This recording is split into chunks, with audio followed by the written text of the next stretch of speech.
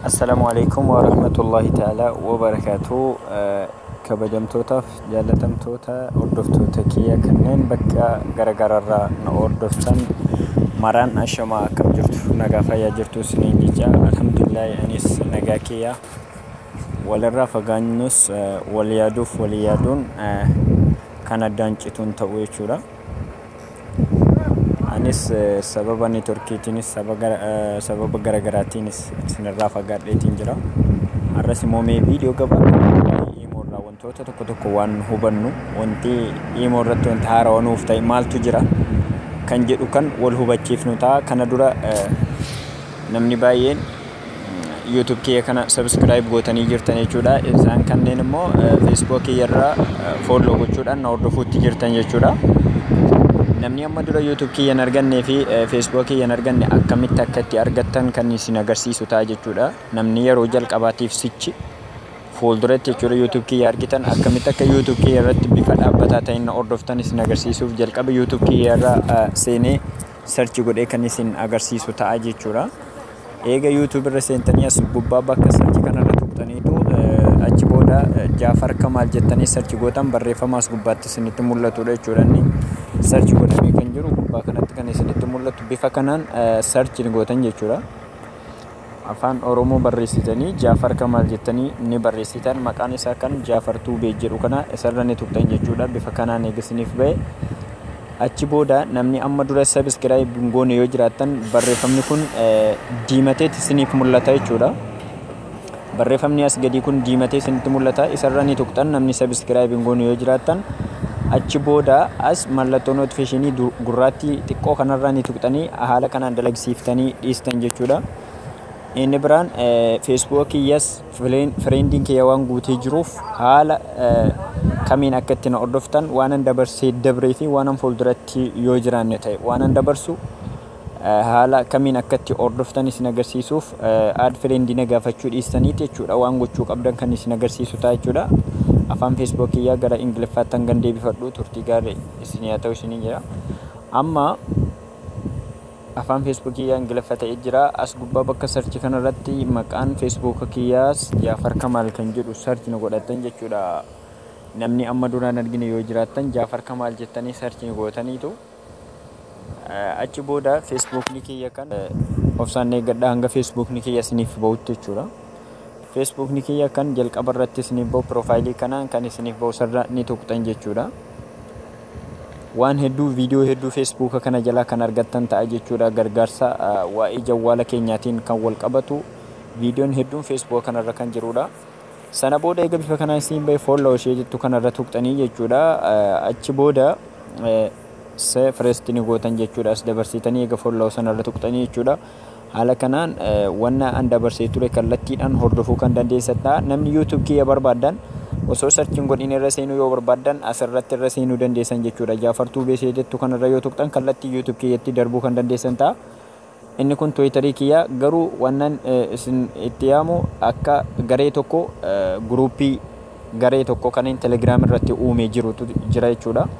Gareen kun kan nu fayyadu waa'ee linkiidhaan wantoota garaagaraa waan viidiyoo qopheessuu hin qaqqabneef waan yeroo hin qabneef jechuudha yookaan intarneeta bal'aas waan hin qabneef linkii garaagaraa kan hin gadi isiniif dhiisudha jechuudha. Telegram irratti isa kanarra tuqxanii jechuudha. Facebook kiyya jala gadi deemtanii barreeffama kanarra tuqxanii kallattiidhaan gara gruupii sanaatti darbuudhaan yoon gootanii irra seentanii jechuudha. Wanna linkiidhaan barreeffamaan gadi isiniif lakkisu hordofuu ni dandeessan Telegram irratti jechuudha.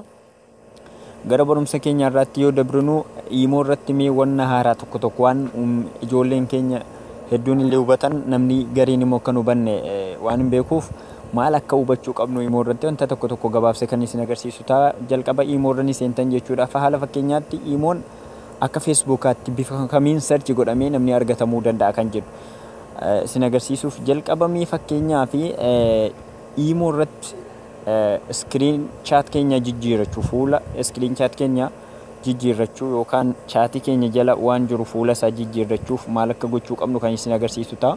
Nama ittiin barreessitan tokko chaatii isaa jijjiiruuf jechuudha.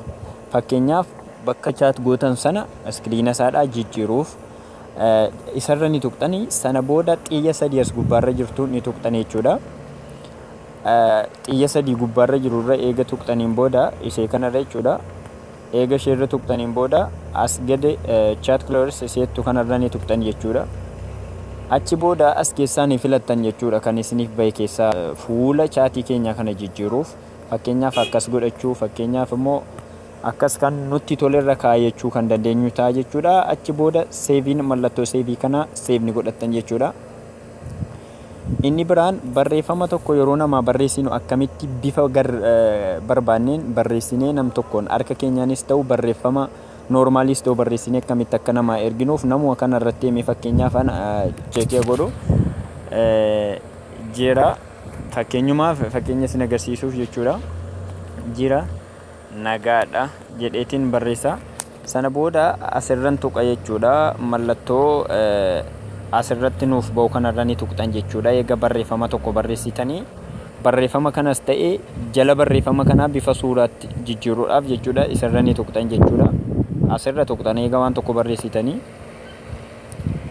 achi booda eega sarra tuqxaniin booda maal gootanii barreeffama kanallee bifa isaa jijjiiruu akkasumas barreeffama barbaadan akka suuraatti nam tokkoof erguu yoo barbaadan jechuudha kan nu gargaaru.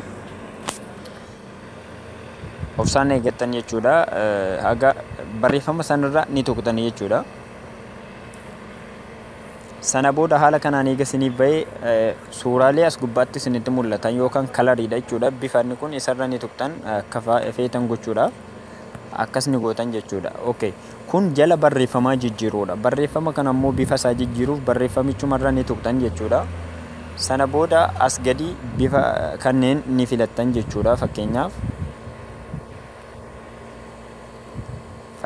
jechuudha. As gadi bifa kanneen filachuu ni dandeessan jechuudha. Fakkeenyumaaf obsaan amma barreeffamicharra ni tuqxanii. Sana booda bifa as jala isinitti mul'atu kanarra tuquudhaan bifa barreeffama kanaa filachuu ni dandeessan jechuudha.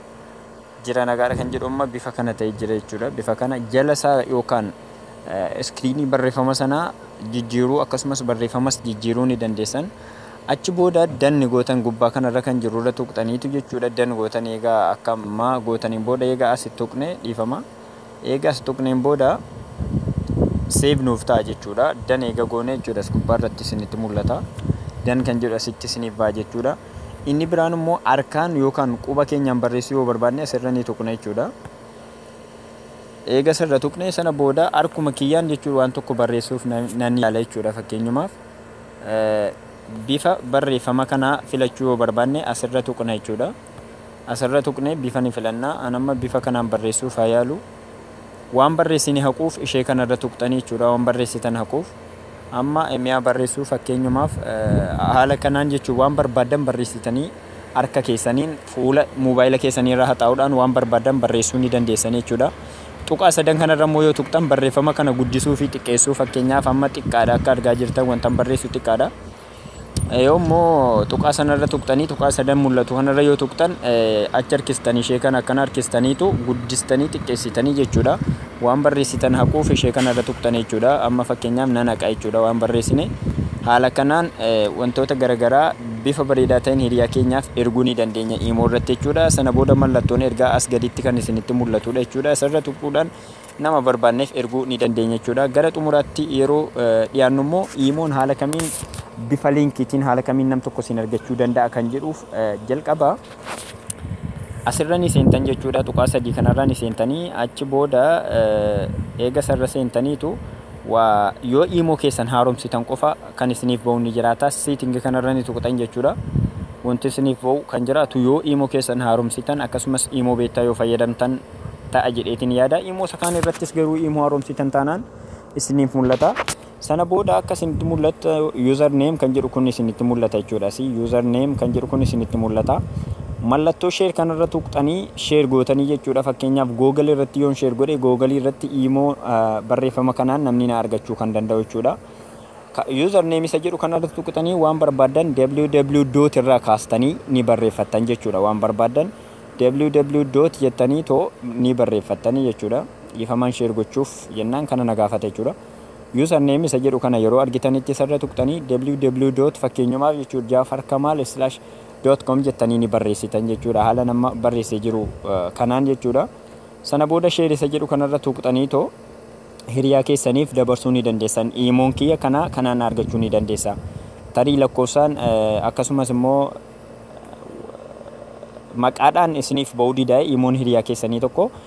Sana booda liinkii imoo keetiinaaf ergi jettanii liinkii kanaan argachuu kan dandeessan ta'a. Amma fakkeenyaaf share godhee isin agarsiisuu fi dura gara miseejii keessanii isa ta'u garuma tokkotti koop godhattan jechuudha. Achi booda koop eega godhattan booda sooshaal miidiyaa kamirrattuu yookaan sabaa malee garagaraa irratti deemtanii koop gochuudhaan hiriyaan keessan akka imoo irratti isin argatan akka isin qunnaman taasisuu kan dandeessan jechuudha. Haala kanaan akka Facebook tokkotti imoollee bifa ammaatiin barreeffamee kan argatamu ta'uudha jechuudha. Kanarraa akka hubattan abdiidhaan qaba. Barumsa keenya irraattis gara xumuraarra kan geenye ta'a. Inshallah amma fuulduratti qophii biraatiin walitti deebinu turtii gaarii isiniif haa ta'u isiniin jedha. Assalaamu alaikum wa rahmatullahi wa barakatuh.